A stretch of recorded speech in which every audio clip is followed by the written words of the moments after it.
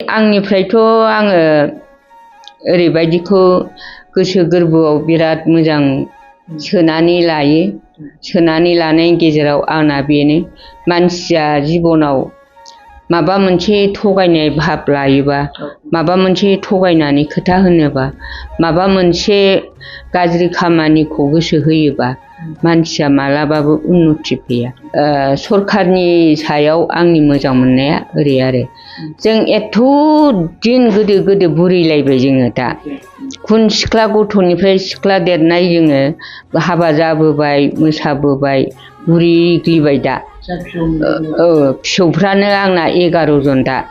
फिसा हिन्जाव 4नि, फिसा हौवा 2नि 11 जन फिसौफ्रानो सोरबा साख्रि लाबाय, सोरबा माबाय, सोरबा फरायगासिनो दं। बेबायदि फरायनाय दङ। दासो बेबायदि बुरखांनाय, दासो बेबायदि खनखांनाय, दासो गोलैसोनाय दै सिङाव थानायखौ सेबखांनानै मोननाय, बेफोर हिसाबै आंनि गोसो गोरबोआव बिराद मोजां मोनदों। ओमफ्राय बिदिखौ नागारालायसे खिन्थु दा बिदिनि गेजेरजों ओमफ्राय मोनसे बिराद साबसिन मोनबावबाय आङो जे बर'फ्रा गोदो जोंनि बोराइमोनहाबो मेला बिदि फरिखा होनानै नम्बर मोनै मा मोनै जानाय ना। गोदो गोदायनिफ्राथ' मोसौ खानानै, मोसौ गुमनानै, ना बोननानै, सावनानै जानानै, हाफ पेन्ट फिसा खुनुरुखुम गाननानै लेखा फरायना रोंनाय। बिसिनि दिनावबोथ' बिदि मेला बिदि खस्थ' मोनलांदों।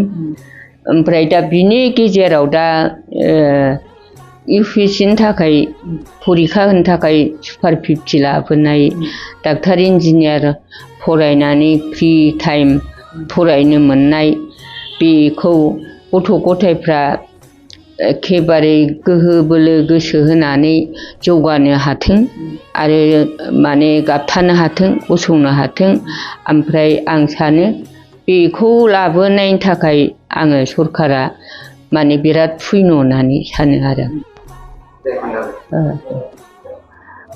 बर'नि धोरोमा मामोन गोदो गोदायहाय लोगोफोर, बर'नि धोरोमा मामोनहाय, बर'नि धोरोमा मामोन गोदो गोदायहाय लोगोफोर, बर'नि धोरोमा मामोनहाय। रिउ रिउआ रिउ सिफुं दामनाय,